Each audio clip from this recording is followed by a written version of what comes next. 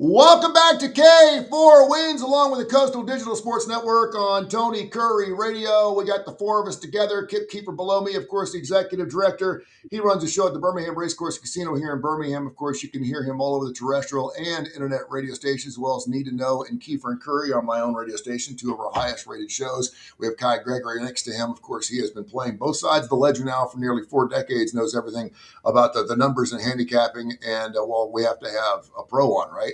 He is the chief editor. You're the owner. You're the chief. What other chief you are? You own the place now? He owns the Las Vegas Sun is what he does. He owns the Las Vegas Sun. He's opening a casino called Case's Las Vegas Sun. It should be opening on the Strip in 2031. We're looking forward to that. He does fantastic work, does some great editing, and of course writes some great blogs and great stuff in Las Vegas Sun, and we love having him on. He's our cornerstone for the show. We are set for Super Bowl 60, man, and I've been doing prep ever since this morning. The birds chirping at 3 degrees outside, cold as hell outside, wanting their seed, and I've been getting after it. This is the first time in NFL history that both coaches and both starting quarterbacks are in years 1 or 2 in their teams, which is amazing. And I want to start right off the bat. We're going to go around the horn right now. You get to pick the quarterback you want for Super Bowl 60, Kai. Who you taking, Drake May or Sam Darnold, and why? When you mentioned that, I went and looked at the stats. And first, the thing that pops first is Drake May, in my opinion, makes fewer mistakes, or at least has this year. Although he's had some blunders in the playoffs I thought were crazy. He's got about 300 more passing yards. His percentage completion 72% to Sam Darnold 67. I mean, I could rattle off the stats right now. Even as crazy as it sounds, I would rather have Drake May, even though Sam Darnold is clearly a winner. 14-3 last year in Minnesota, came over to the same thing regular season in Seattle. So it's hard to go against them. But if I'm catching 4.5 points, I'll take Drake May. Sam Darnold and Tom Brady, the only two quarterbacks in NFL history to go back-to-back 14-win seasons. Kip Keefer, who would you take right now, Sam Darnold or Drake May? Well, I stepped out on a shaky limb before the season. I was in only one. I used to be in 4 or 5 fantasy football leagues. I'm only in 1 these days. Drake May was my quarterback draft choice in about the 4th round, right when people start picking quarterbacks. And I picked him over a lot of established guys because I thought he was going to have a monster year. So yeah, I'm in the Drake May camp. Although Darnold, like Kai just said, the guy's a winner. I mean, 28 regular season wins in the last 2 years. 14-3 wasn't good enough for the Vikings. How did that work out? Yeah, Drake May led the league this year with a QBR of a 77.1. He was the best quarterback in that area. Case, you're a man who's all about numbers. Who would you be taking in Super Bowl 60 if you had your druthers based on what you got around you, Drake May or Sam Darnold?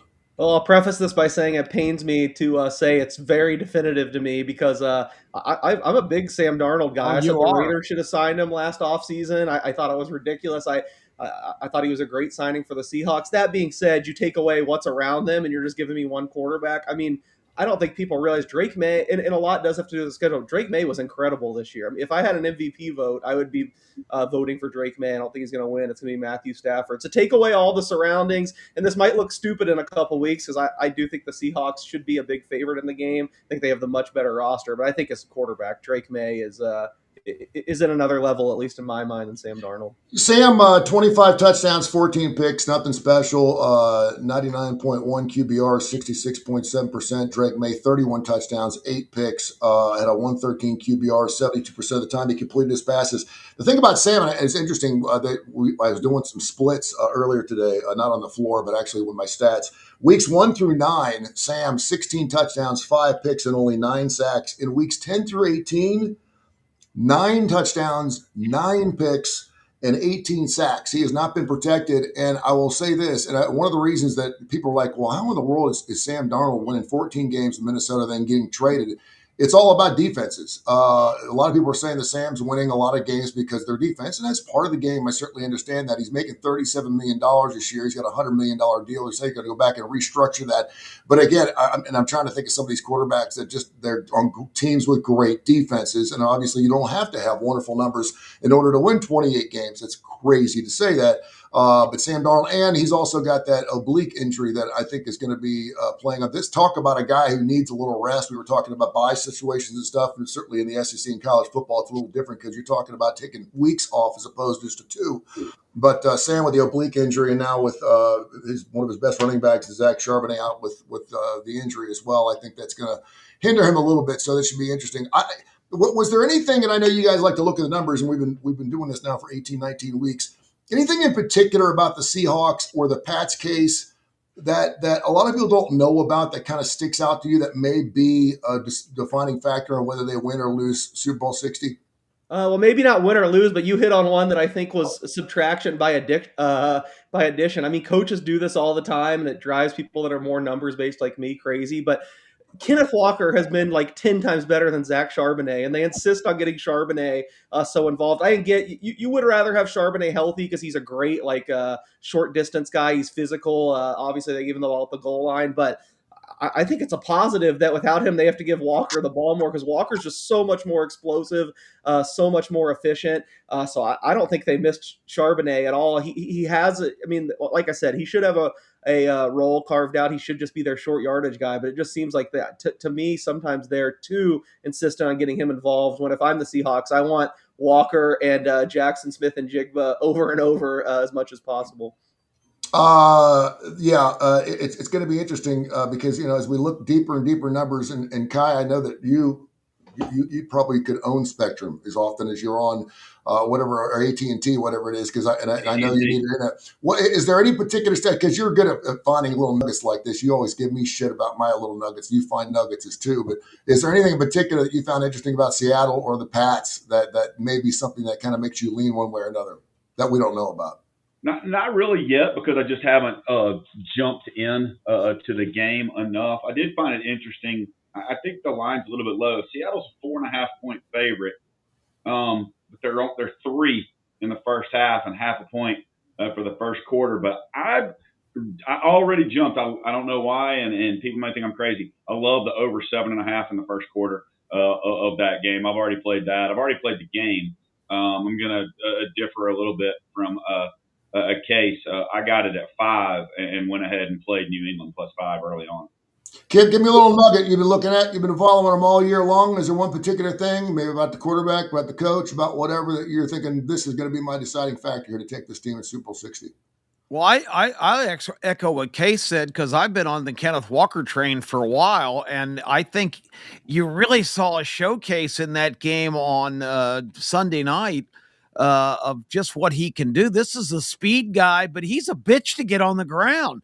I mean, it's unbelievable. You usually get that kind of big, tough, physical running back, but they usually don't have the burst of speed that he has. I mean, he can be a complete package, and I just think he makes them a lot more dynamic being the feature back.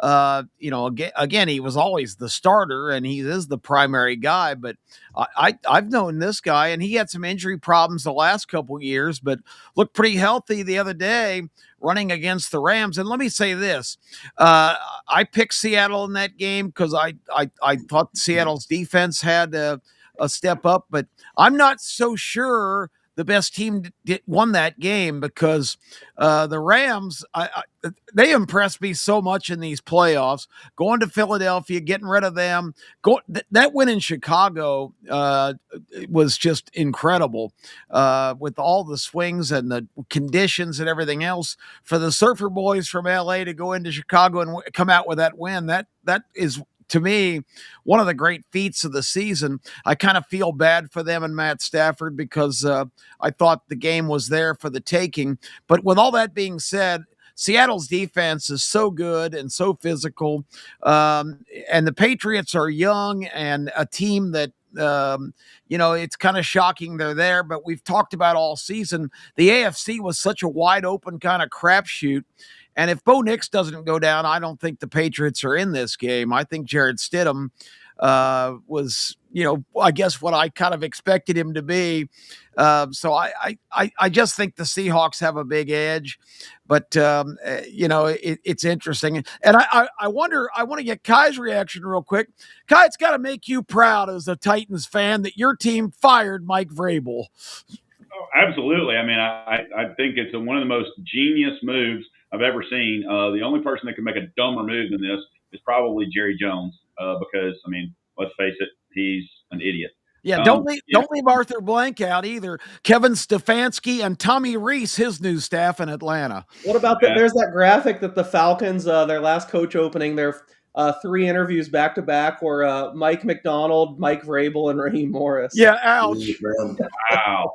The Titans have got to be kicking themselves. And I understand owner, management, Vrabel didn't get along. I personally think that Vrabel was more hardcore, maybe, than the Titans wanted. And you could see it. If you go back and you look year 1, year 2, year 3 in Tennessee, and his demeanor on the sidelines versus his demeanor on the sidelines in New England, I think it's just totally different. I think he's been given a freedom in New England that he never had in Tennessee to be the kind of coach that he wants to be. Well, Tennessee should be kicking themselves. There's a freedom when it comes with 14 wins in a season too, and they're coming off a 4-13 season.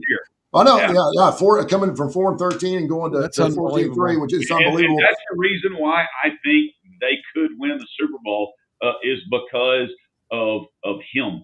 I got this feeling, and having followed the Titans a lot, and I've been up there for 3 ball games to watch the Bengals play. I got this feeling that Vrabel is a hell of a coach, and he's going to win a Super Bowl. But that just became a point where his assistants weren't getting it done. I know his offensive coordinator had a DUI that everyone wanted. They wanted him fired. They weren't using Henry, where they needed to use him. But it just got to the point where they were trying to win games with defenses that didn't have it, and they were really banged up the last 3 years. I mean, it seemed like they had so many stinking injuries on Tennessee Titans. Every time I went up there, half the team was on IL. So, all right, didn't use him right either, just for the record.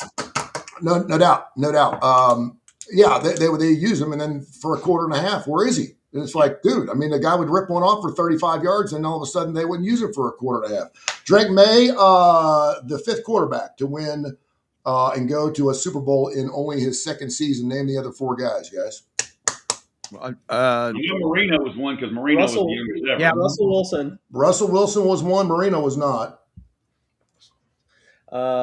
Russell's the only one that jumps off the top of my head, to be honest. Let's go Kurt Warner with the Rams. Let's go Tom Brady with New England his 2nd year. And Ben Roethlisberger did it with Pittsburgh in his 2nd season. Huh. I would have thought that would have been one of those ones that you guys would have been all over. Man. Yeah, I'm pretty mad I didn't. Brady and Roethlisberger should have been obvious. Who was the 4th one? The 4th one, Russell Wilson, Ben Roethlisberger, Tom Brady, and Kurt Warner. And what great company to be in, huh? I mean, yeah, I thought Warner was a little bit later in his career, even though I know the famous story about it. I never would have got that one, but I should have got 3. And Marino, it was after he bagged your groceries. Yeah, right. Marino was the youngest I know, but yeah. Something to keep in mind: the last 5 Super Bowls, underdogs are 5-0 against the spread. If you like what Case and Kip just said, then you got to be liking Kenneth Walker III at 6-1 odds for MVP. I like that. But I mean, the fact that the last 5 Super Bowls, the underdog is 5-0 against the spread. They are 4-1 outright in Super Bowls. So everything's kind of pointing towards that Pat situation. Should be very, very good. And I think something else too that's really interesting. You talk about the Seahawks and as great their defense is, and how Sam Darnold's pulling off 28 wins. He has been responsible for 20 turnovers this year. No one's given the ball away. Minnesota turned the ball over. They were the only team that turned the ball over more than the Seattle Seahawks. They turned the ball over 28 times. The Seahawks have a propensity for turning the football over, and there's a team called the Pats who love playing takeaway. So that may be one of those things. But when you talk about 28 turnovers in a season, that's a lot of turnovers for anyone making it to a Super Bowl. So it should be really, really interesting to see how that plays out. We're going to get into some college hoop. Duke had a really interesting game against Louisville. Last night was unbelievable. We have Deion Sanders being talked about, perhaps going to the Cleveland Browns. I don't know if that's going to have Mike McCarthy now as the head coach at Pittsburgh. So all kinds of different news to get into. And, of course, we have a Super Bowl we're going to get into here, Super Bowl 60 coming up here. That's going to be in Santa Clara coming up here on February 8th. It seems like it's so far away. By the way, since we do a gambling show, Seahawks and the Rams Seahawks and Pats both 12-5 against the spread. Of course, the Seahawks have covered their last 2, so they're 14-5 The Pats 14-6. They played the extra game against the Shed, but so both these teams are getting it done against the number. The other thing is, I think it's really interesting is when you're talking about coaching, and obviously I don't know a lot of people even knew who the head coach at Seattle was, and Michael McDonald. Where do you put? And I texted you before the show started because I know you've been following Vrabel for a long time, and I like him. We used to have him on our radio show all the time because he's best friends with Aldo Greco. Super nice guy. He's just a football guy. He looks like a football guy. He is a football guy. But where do you give the advantages as far as in head coaching goes between these two? Mike did a great job of going and get free agency. He's turned his team obviously around. He is the blueprint of how to turn around a 4-13 team to a 14-3 team. But as far as in giving the edge when it comes to head coaching, what coach do you like, Case? Might be controversial, but it's a push to me. I have the utmost respect for both guys. They're kind of different in that. I mean, Vrabel's actually done some really good things where he finds, like, I can't remember the examples now, but there's been a few over the years where he finds like weird things in the rule books and exploits them. But in general, I would say McDonald's a little bit better game day guy, I think. But Vrabel's kind of the, I hate using the cliche, but master motivator. He's always gonna be so well organized, have the culture on point. But I think probably schematically in game day. I mean, you talk to people in the NFL about Mike McDonald's defensive brain. There's few, even before what he did this year. There's few guys that are more respected than what he knows defense wise schematically. So I think he has an advantage in another area. I wouldn't really give a big edge either way. Kip, you're nodding your head a lot. What do you think? Yeah, Mike McDonald, I can fill in some blanks for folks because there's some definite SEC storylines here, which I like to harp on. Mike McDonald is from Roswell, Georgia. He played for Centennial High School and was teammates, high school friend of mine's son. So when he got the job as the defensive coordinator for the Ravens a couple of years ago, that was a big topic of conversation in our circles. And so I've been aware of him for a couple of years. He also is a University of Georgia graduate. Mark Richt gave him his first job in 2010 as a graduate assistant. So that's where he got his start. He's only 38 years old. I don't know if folks realize how young this guy is. He's just done a phenomenal job. But I'll ask real quick because I think I asked you yesterday on our podcast, Case, what was the first move McDonald made last year when hired by the Seattle Seahawks? I don't know, but I'm definitely pulling for New England and graduated from Georgia. Yeah, he hired Ryan Grubb.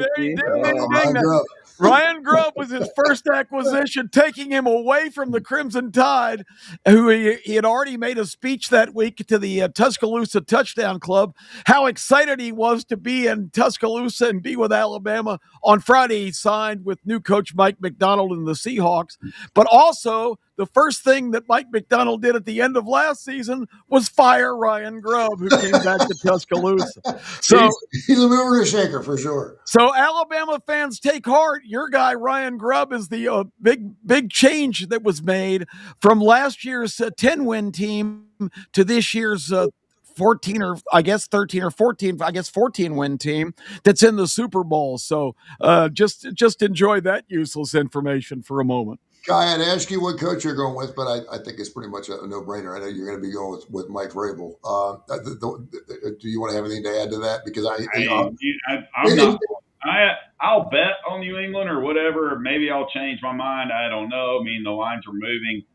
Maybe get some closing value, but I don't like either team, and now I don't like either coach. Really, I loved Vrabel in Tennessee, but not. I hate the Patriots. I've hated the Patriots my whole life, which is strange because I'm such a huge Red Sox fan, and I'm a Bruins fan, and I'm a Celtics fan, even though my youngest is a Golden State fan. So the only team I hate is New England. But that's because I'm a Tennessee fan, and I love Peyton Manning, and I hope Tom Brady, falls off a plane. What was there to hate earlier in your life, though? They sucked for like 30 years, didn't they? Yeah.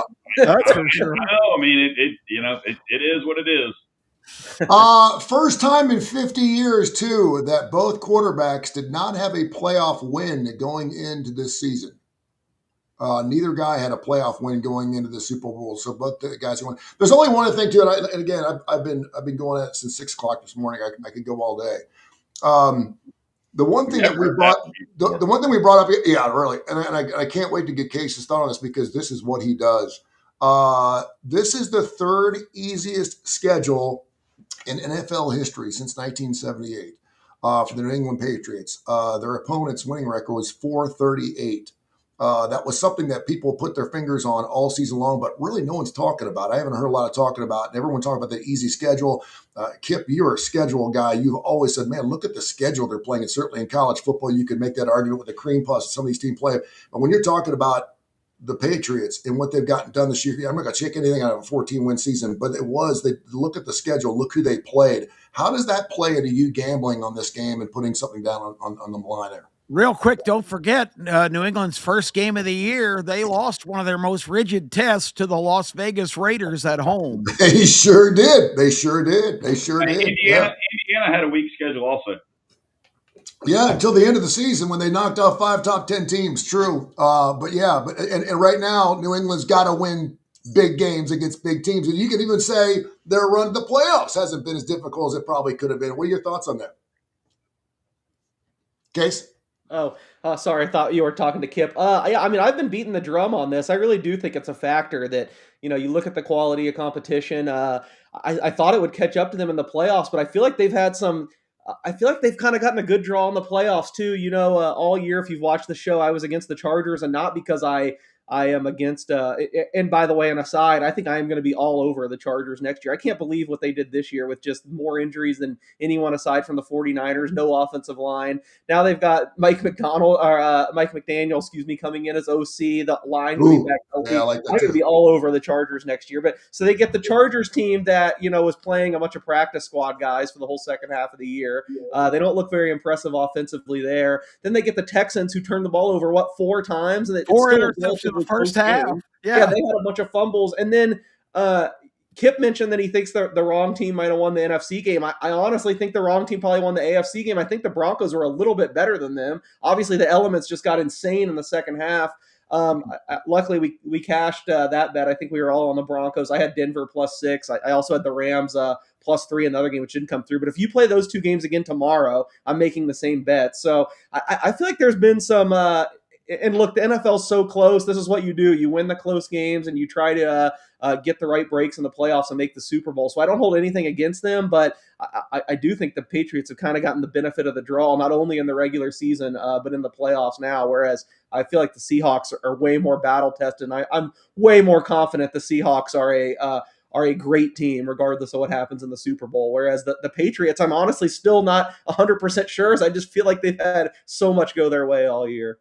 Yeah, it looks like I'm going to own the legend 50 spot. We're going back and forth in our spots. He gave me the Rams plus the 2.5, and I liked them too. I thought they had a good shot at winning that game, and he's been having Stafford's had just a fantastic year.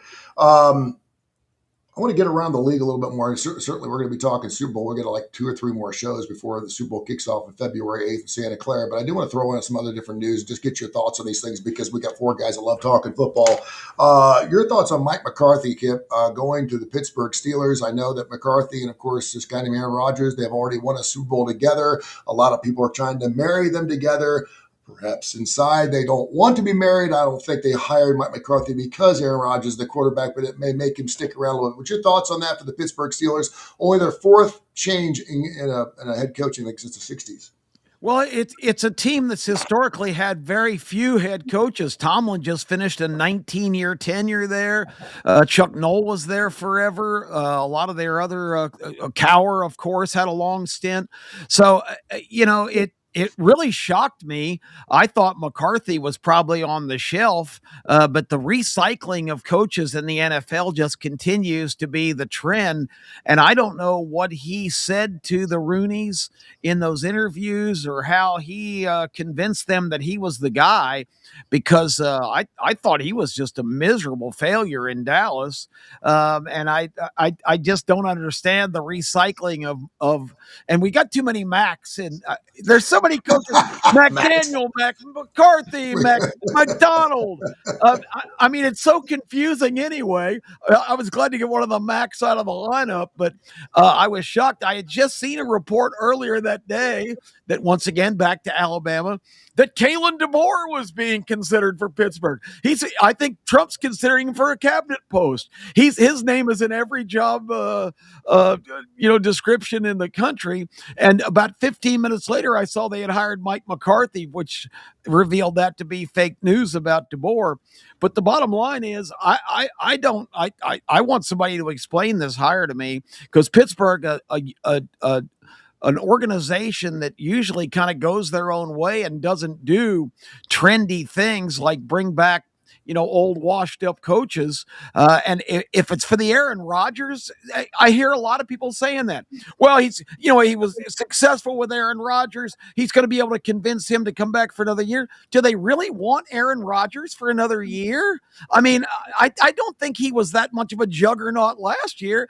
He managed things pretty well and got them in position where, they had a successful season. But is there really this burning desire to get Aaron Rodgers back to justify hiring Mike McCarthy, who I don't remember them being exactly, love struck for each other in Green Bay? Yeah, they weren't. It's interesting too, because you bring up a great point. There's only been 4 head coaches now since the 60s. Mike McCarthy's 62 years old. Yeah. We're not talking about a young guy here. So, go to the house, Mike. Good grief. Yeah, even if he has success. I mean, say 65, 66, 67, he goes to a Super Bowl, maybe doesn't win, and next thing you know, he's wanting to hang it up, and they're going to switch, after you just had a guy for 19 years. Case, what's your thoughts on this hire? And it almost feels like if this team had like a 3rd or 4th year quarterback, or had a Drake May, and had a returning defense that was going to be unbelievable, and you're just looking for a piece, a guy that's been there, done that, and a guy that can just kind of like transformatively look at his players and say, listen, win your box, do what you need to do. That would be Mike McCarthy. He's won a Super Bowl. But for a team like this, it needs to grow a little bit, change in the offseason, perhaps, particularly in free agency, and then you don't know if you have a quarterback. What are your thoughts? Yeah, I completely agree with Kip. I think this was a baffling hire. Definitely not a guy I would ever want at this stage. I know the Steelers fans were chanting to fire Tomlin and wanted to get rid of him for so long. I think they're going to be I think they're going to be eating their words this year. I think they're probably going to have their first losing season in 20 years. I don't get wanting to lure Rodgers back. I will say, and I'm not a Mike McCarthy guy, I just eviscerated the hire. I do think, I guess the one thing I'm a little softer on than Kip is I don't think it was a complete failure, him in Dallas. Now, in the playoffs, it was a complete failure. They got blown out like every time, but I think they might have had all winning seasons, or they were very good in the regular season. I don't think maybe his reputation is even worse than his actual results. I could get behind that, but I still just don't get, getting by. And maybe there's a lot going on with Tomlin off the field if you followed those rumors. So maybe they were forced into a corner. I also think the big thing is all the reporting, when the job became open, was this is Chris Shula's. They're going to get another young defensive guy. And then if you followed the news, supposedly, well, we've heard it both ways now. First, there were reports that Chris Shula just bombed the interview, was terrible, and they felt like they had to go another direction. Since then, now a bunch of people have come out and said, no, that's not true. Chris Shula, that's not at all what happened, blah, blah, blah. I know this is kind of probably a little inside baseball, just because I'm in the industry, so I know some of these people. I will tell you that the people saying it's not true and have heard differently are very close to the Rams organization and have Rams sources. So I think that's more the Rams playing up their guy. I think there's definitely something to, I don't know what happened, but I think there's something to Chris Shula not having blown away the Steelers brass. And then they were kind of left scrambling and landed on McCarthy, which I think this happens a lot when you kind of zero in on one guy and it doesn't go your way. Like the Raiders last year wanted Ben Johnson so bad, and when they didn't get him, they go, okay, I guess we'll just hire Pete Carroll. You saw how that happened. I saw how that played out. I wouldn't be surprised that this kind of feels similar for McCarthy. I wouldn't be surprised if it's also a failure. Well, who are the Raiders going to get? I mean, at this time yesterday, I would say Clint Kubiak for sure. I think that's what they were waiting for. A lot of people linked to how much Tom Brady was drooling on him over the broadcast, but there's been some reports in the last day that maybe he's going to take the Ben Johnson route and that Seattle is going to make him the highest paid coordinator and he's going to wait out this coaching cycle. So if it's not him, it's going to be Davis Webb, who the Broncos passing game coordinator. But the problem with him is he's also like a finalist for the Bills job. So if he gets both the offers, it's going to be I think he'd take the Bills. But yeah, Kubiak and Webb are still the favorites. It's Kubiak's if he wants it, but now the question is, does he just want to stay in Seattle another year? Yeah, I heard Odensky, the Jacksonville offensive coordinator, told the Browns thanks but no thanks yesterday, and he's going to stay at Jacksonville, but with the agreement that if the Bills offer him the job, they're going to allow him to leave. So a lot of maneuvering going on. Offensive coordinators seem to be really the premier model that everybody wants on their show floor now. Yet defenses win championships. Look at the two teams in the Super Bowl. I wanted to ask you too, Kai, about the McCarthy hire, and then I'm going to piggyback that with the second part of the question. Deion Sanders. Everyone's talking about a shot. I know they want to marry the quarterback situation there, of course, for Shedeur Sanders. And Cleveland, I heard Stephen A. Smith a few minutes ago say something. He kind of refuted himself. He said that he thinks Deion Sanders would do great with the Cleveland Browns, but he doesn't deserve the shot. He's had 2-3 seasons with Colorado, one winning season. The other two were just an abomination. He said, I think he'd do great, but I don't think that he deserves a shot in the National Football League. Your thoughts on McCarthy first, and talk about Deion Sanders. What do you think he'd make with the Browns or even in the National Football League? I would just piggyback 1,000% on what Kip said. I think, but I think it's not necessarily Mike McCarthy's total fault as much as it is Jerry Jones' fault. I think he did horribly in Dallas. I don't think any coach is going to have success in Dallas until Jerry Jones sells the team. Just my opinion. He's way too involved. He reminds me a lot of Mark Cuban, even though Mark Cuban won the one championship with Dallas. But in the last 15 years, really, or 10 years, Cuban's kind of, stepped back or did in that role. I just think Jerry's too involved, and his ego gets in his team's way, in my opinion. I don't think he's going to be successful in Pittsburgh. I put the over under at 2.5 seasons. I think they're looking for somebody by 29, best case, probably in Pitt. I think Aaron Rodgers would be a horrendous bringback. I will agree with Stephen A. Smith. I don't think I've ever said those words. That Deion has not earned it. But oh my God, what's his name? Philip Rivers interviewed for a job. Good Lord, talk about for the Bills. Yeah. And took himself out of consideration. He's a private school, high school coach. Yeah. Good grief. I think it would be. I don't know if you can do this. I think it would probably ruin the Cleveland Browns organization, more than it is. And maybe the over-unders at 4.5 games. He's done nothing. He's not a great coach. People in Colorado talk about how absent he is. He doesn't talk to kids. Now I know a couple of kids that are in that, let's just be honest, organization now. And I'm interested to see from them. But I think it would be a horrible hire, just like all these people that are saying, y'all were wrong about Shedeur Sanders. He's going to the Pro Bowl. Well, he's like the 97th quarterback selected for the flag football Pro Bowl that nobody watches. It's what a horrendous idea that is. Let me say this too about Deion. Deion is I don't think people really grasp how many health problems he's dealing with. I mean, this guy is, it's amazing that he's even been able to be Colorado's coach the last couple of years with the major issues that he has, both from a physical and a internal standpoint. He's had most of his toes removed. He has trouble walking from circulatory problems, blood clots constantly. He's had major surgery for cancer treatment, I believe, to his spleen. But the bottom line is Deion Sanders is not a healthy individual and is really struggling just to stay alive right now. He plays. Let Shedeur be his own man. Get away from what everybody's going to say if you go there, daddy ball. That's the only reason why your kid is the starting quarterback. Whether it's true or not, that's what's going to be said. But eventually, you've got to get away and separate and let your kid become his own man. It's a fun talking point, but there's absolutely zero chance he's going to be the Browns coach. They haven't even interviewed him. I mean, they've interviewed like 15 people. People have pulled themselves out. I don't know if this is his agent pushing this. I hadn't even heard this idea until you guys brought it up. Yeah, I heard maybe I'll eat my words. No chance he's there. It's sexy, and we've seen Stranger Things. I mean, I didn't think Bill Belichick would be ever coaching college football either. So he really isn't. He's there. Yeah, But it's been a quiet off season for North Carolina, by the way.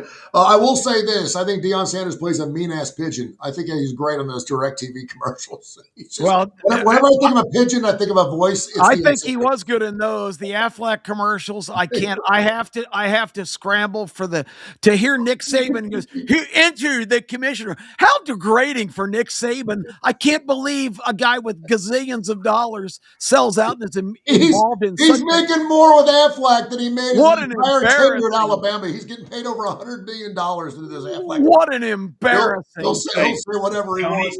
Yeah. Tony, I want to jump in here and switch gears on you real quick, just because it's 37 minutes in, and I got to get the hockey experts' picks. I just wanted to throw something new in the middle, and you can't look.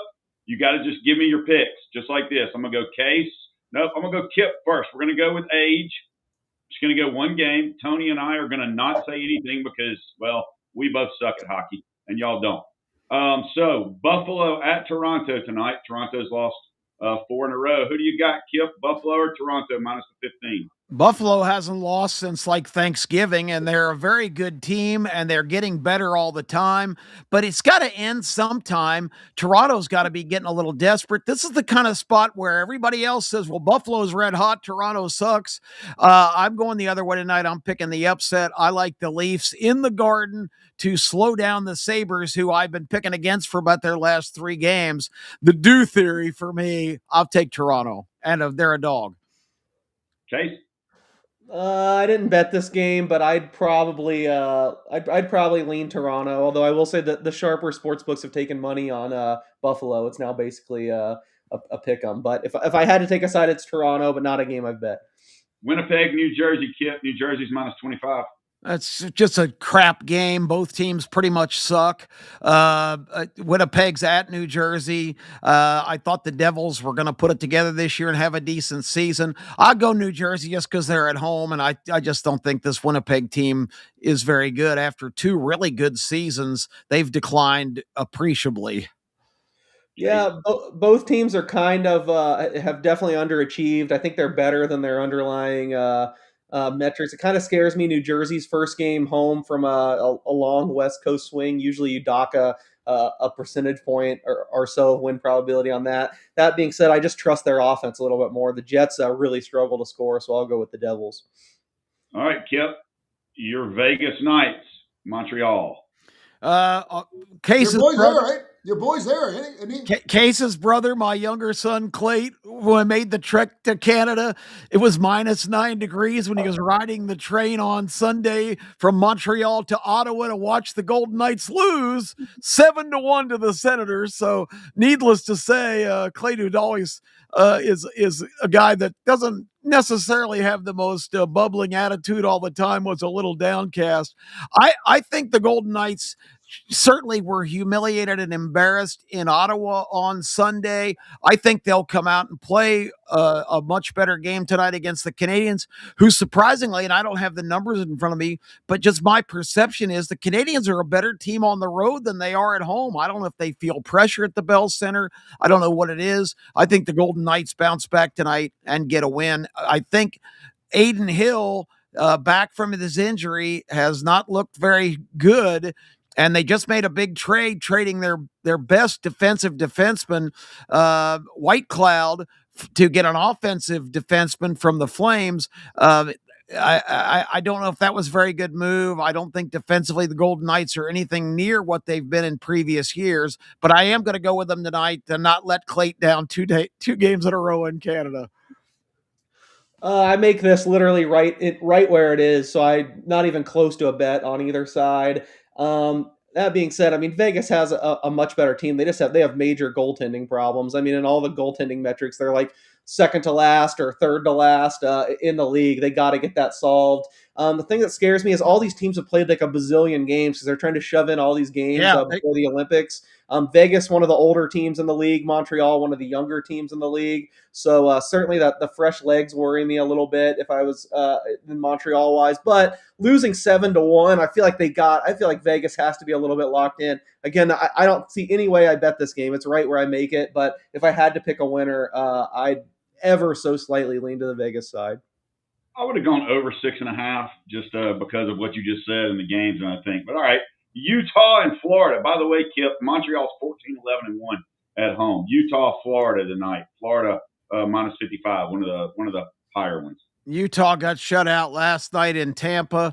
They'll go into Florida kind of in that same mentality. That swing to Florida when teams do the back-to-back every time with the Lightning and the Panthers, or vice versa, Panthers and Lightning, doesn't seem to fare well for most of those road teams, but especially from the West.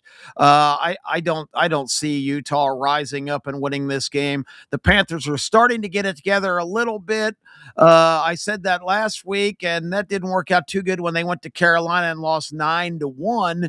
But that's one of those things. They're still the two-time defending champions. There's no way I could bet the Mammoth, the worst nickname in sports, at Florida tonight. This might have been my favorite bet of the day, at least last night, but it's moved a ton, which is no surprise. You don't have to be a rocket scientist. You just look at the market. Money comes in on Utah like every single day, as it should. I think this team is extremely underrated. Very good. It's hard for me to now say bet it at plus 130. I bet Utah plus 150. I just think, with Florida still with their injury situations with so many, they did have Marshawn back, but they still got a bunch of their guys missing. I just feel like these teams are pretty even. Now you got to dock Utah a lot for playing back to back, and Vitek Vanacek is probably going to be starting instead. That they've had Kurre Vejmelka, probably not saying his name right, but just unbelievable goalie. He played last night. I'd be really surprised if they forced him into a back-to-back, especially when he's played like the last 6 games. So at this point, I would wait till you get the Vanacek confirmation, and then the people that are betting big are probably going to bet on Florida, and this number will go back up. I don't think it's ever getting to plus 150 where I bet Utah, but it's still you can't lay this big of a price with Florida against another really good team. So Utah for me, even though they probably lose, I just think you make you only have to you don't have to hit your bet that often if you're getting plus 150, or like I said, when Vanacek gets back in, I think this will be a 140, 145 range maybe again. Definitely Utah for me. All right, we're going to go through these quickly. No, we're not going to have we don't have time to give analysis, so we're just going to get the pick. And we're going to start with we're going to go back to Kip, even though Case is the enforcer on a beer league team we see from Joey there. All right, the Kings and the Red Wings. Kip? Detroit. Okay. I guess Detroit. Nashville, Boston. Boston on a back-to-back here, Kip. After they just pissed away the game last night, pardon my French. So disgusting. Get the lead, and you're seeing so many ties in the AHL now because teams think they can just run the clock out. So that's analysis, but that was a terrible loss last night. The Predators are horrible. Boston's going to come back home and own them tonight. I know Korpisalo has been better, but I'm betting against the Bruins a lot when Korpisalo is starting as he was last night. Even though they're on a back-to-back with Swayman in it tonight, and there's been money to come in against them, but I like the Bruins. Chicago, Minnesota. Disappointed in the Wild lately, but the Blackhawks are still a work in progress. You got to take Minnesota. I don't like laying that. They are the highest number on the board, it looks like. Yep. Yeah, Chicago has all their guys back finally, but I still think Minnesota's in a different class. Dallas, St. Louis, Kip. The Blues are tricky at home. I picked them to end the Lightning streak last week, and they got it done in overtime. But the Stars are a better team. The Blues are kind of garbage. I lean Blues, but I'll take the Stars because Blodgeck's going to win out here. I'd take a shot with the big price on the Blues. I think it's probably a little bit closer than the line paints it. Washington, Seattle. It seems like the Capitals spend a lot of time on the West Coast. Hockey's weird. Other sports, you just go to the West Coast like once or twice. Hockey teams seem to go like east to west every week. The Kraken just won at home their last game. The Capitals are better. I'll take Washington. Yeah, not a game I bet either, but I think Seattle just has the most misleading record in the league. They suck yet somehow win all these games. So I'd have to be Washington or pass. All right, the last game on the board, San Jose and Vancouver, and then I give up my Tony Curry impression duties. Thank God, because I tuned out about 10 minutes ago. I didn't know we were going to go through the whole fucking league, but there you have it. I know someone's making some bets tonight. Go ahead. I don't know. This is a toss-up. The Canucks disappoint me. I always expect them to start to get it together, but I'm not a believer in the Sharks either, so I'll take Vancouver. The Canucks are the worst team in the league after trading Quinn Hughes. Now they got a bunch of guys hurt. Brock Besser. That being said, I don't feel like you can lose every game. They got to win it at some point. So I'll say Vancouver tonight. But if you bet against Vancouver every single game for the rest of the year, you're going to make money because I think they stand alone as the worst team in the NHL right now. There's your hockey highlight, man. If you're into the NHL, we got you covered right here on K4Wins, K4Wins.com, K4Wins.com. Check us out. Of course, we get Super Bowl going on here, the ninth rematch, by the way, of Super Bowl. The last time these two teams played each other back in Super Bowl 49 when the Pats got it done 28-24. Let's talk some hoops. Had some interesting stuff happen this past weekend. I was watching my Xavier Musketeers go down to St. John's. I bring that game up only because it was Rick Pitino's 900th career victory against my Xavier Musketeers. They had their ass down 16 in the second half. The Muskies did. The Muskies just don't, I don't know what, this team cannot close out a game to save its life. But they end up losing that game 88-83. Congratulations to Rick Pitino. And, of course, Arizona continues to be undefeated. They get it done against BYU. And how about the by the skin of their teeth? They had the game. They had a 19-point lead the second half, and they had to block a shot basically at the buzzer to preserve that win. But it was a winner last night because I loved Arizona and over, and both those came to pass. They got it done, man, and that's. I mean, I got a chance to play them when they played Alabama down here at the BJCC. I was there too. Yeah. Arizona's unbelievable. I mean, they're just unbelievable, and they're so fun to watch. They don't make mistakes. They don't turn the basket. I think they had one turnover in the second half of that game. They are just methodical engines, man. They just go down the floor, and they're just a lot of fun to watch. And then, of course, we mentioned Duke blowing out Louisville by 31, which was just kind of crazy. And, of course, everyone always talks, don't forget about the Duke Blue Devils. We're still here. I got a friend of mine who's a huge North Carolina fan, too, and he's been suffering some pains throughout the season. But, Kai, I know you're big time into the college hoops, and there's hundreds of games that go on every single night. Anything interesting popping out to you today? Yeah, we got some good games. I got some Tony Curry useless stats I'll give you in a minute also. But Michigan State, Rutgers, top 25 matchup, Nebraska. Undefeated and a 10.5-point underdog. That's interesting. Number 5, by the way. I'm going to go out on them. They're not going to be undefeated after tonight. No, I don't. I'll take the 10.5. I don't know that I would bet. I would give or take the 10.5. Michigan, number 11 tempo team in the country, according to Ken Palm, with the number 2 defense. I just really like that. And but hey, Nebraska, their tempo is 205 with the number 11 ranked defense with adjusted rating, so it's not too shabby. Virginia and Notre Dame tonight. Alabama at home, which is very interesting. They got another a temporary restraining order against the NCAA, so their professional player gets to play again tonight. Maybe he can get 4 rebounds tonight. Who knows? I did think Alabama made fools of themselves the way their crowd went crazy when he came into the game. And every time really? Golly. Yeah. Conquering hero, Buddy Yako. And Nate Oates is starting to wear me out a little bit. I'm just going to say it right here. He's starting to wear my ass out. I know he's a good coach, but God, he's turned into a big baby. I'm going to be behind my guys all the way, and as long as they're doing the right thing, I'm going to be on. Shut up. Go coach your team. For God's sakes, you got a guy that's played 17 years outside the league. Go ahead. The only issue, Tony, is for a third line right wing beer league team. Damn straight. And, I had enforcer. I'm not fighting anybody. I think he's got me pegged wrong. Yeah. You're looking at some of these games, and it is. I mean, I don't care who you are, and I would say the same thing as the guy who came to Tennessee. Shouldn't be playing. He left college to go and try to become a pro. He gave up his eligibility, in my opinion. That's the only deal with it. I know you got people coming over from Europe and all these different things. That's my only issue. And that's what we do these days. Whenever something doesn't go away, what do? You fucking sue somebody. I mean, the minute something happens, we're the most litigious. I'm going to tell all my kids to become lawyers because we're going to need every one of them. There are 16 teams in the SEC. I'm going to go Kiefer SEC basketball here. We're not going to talk about the others, just the SEC.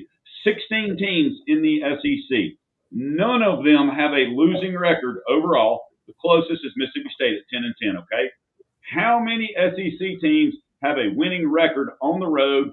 Any game played, doesn't have to be conference. How many? Can't be more than 2. Tony? I'm going to say none. I'm going to say none of them do. Chase? I was going to guess 1. 4. Texas A&M is 3-2 away. Georgia is 3-2. Alabama is 3-1, and mighty and powerful new kid on the block in all sports and thinking they dominate college football now. Vanderbilt is 5-2. That was I thought it was going to be just Vanderbilt, but I forgot about some of the others. Yeah, that's kind of crazy, man. But to know that there's 16 teams in the SEC, now we're just getting into conference play. Keep that in mind. And Texas A&M is number 1 in the SEC with buckyball at this point. But that none of the teams in the SEC have a losing record. Overall, no other conference in the country can say that. That's crazy. By the way, some breaking news this morning. It's really not breaking because it's been out for about an hour now, but looks like Darian Mensah is going to be heading to the Miami Hurricanes. They worked out their deal with Duke.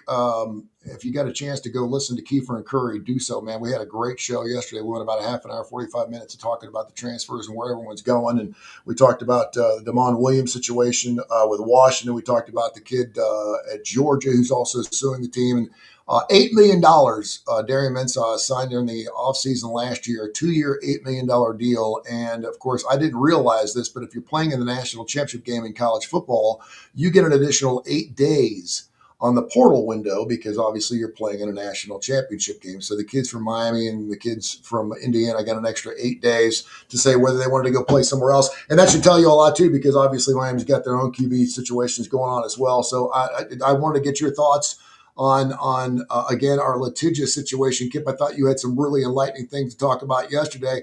When it all comes down to it, if we have to go back to court for it, I thought we were backlogged, by the way, in courts. I've been going through a divorce for 7 years because I can't get to see a judge, and these kids have a problem with their eligibility, and somehow they're getting a judge like at 3:00 in the morning saying, "You're good to go. Go ahead. We'll see you next Tuesday." Hell, I can't even close my deal out 7 years ago. Anyway, that must be a different type of litigious society they live in. When you're in sports and you're talking millions of dollars, they can get that thing to flip around pretty quick. But what's your thoughts on that? And are we going to see more of this? If you sign a deal, you should stick with it, right? Well, I mean, sign a deal. Deal. The word is contract. You're signing an agreement. I'm going to do this, and you're going to do this for me. And you just can't declare, just like the kid who left Georgia for Missouri, that it's his lawyer said, well, it's not binding. What the hell are you signing it for then if it's not binding? That makes no sense. It's a contract. And that's the solution, geniuses in the college football world. You need to have an enforceable, binding contractual agreement. That's why NFL players can't get fed up if somebody looks at them cross-eyed and go and play for another team the next game. That's what keeps the sanity in place, and college football for some reason hasn't gotten that memo. The most compelling one right now in all of this, which is going to be litigious, of course. And, that's one thing I wish this show on who to bet on. That's an absolute lock every encounter, because attorneys are going to win every time because they're getting paid no matter what. Ask the NCAA lawyers who took the whole issue of players being compensated all the way to the Supreme Court and lost 9-0, which is unprecedented, biggest blowout of all time. Every Supreme Court decision is almost a pick'em or a slight favorite for the conservatives. But on the other hand, this Dabo and Pete Golding deal is absolutely unbelievable. If you read Stuart Mandel's timeline in The Athletic this week of exactly how this went down, Pete Golding violated every rule, every procedure. He's texting the new kid, Zafredi or whatever his name is, who had just enrolled at Clemson, was actually in his first class as a Clemson student. He's getting texts from Ole Miss, from Pete Golding to the rescue, offering him extra $1 million and asking him how much his buyout is at Clemson. He'd been there one day. It's the worst case of tampering in sports history. And Pete Golding, even the general manager of Ole Miss football, when confronted with this, said he told Clemson's athletic director, I don't have anything to do with this. I don't want anything to do with this. It's just Pete Golding being Pete Golding. Good grief. Yeah, that's a crazy ass story, and obviously it's the wild, wild west right now. The thing that you and I discussed too, Darian Mensah getting a degree at Duke, pretty good stuff. I mean, that's something you're going to put a double frame around, right? I mean, that's not something you're going to go to Hobby Lobby and get a frame for. You're going to put a nice frame around that piece of paper, and you're going to hang that. In your you got a degree from Duke. You're set. And he's making $8 million in 2 years. I'm assuming it makes an ass of you and me that he's getting $4 million each year, unless you got the $8 million front loaded and he's not making anything next year.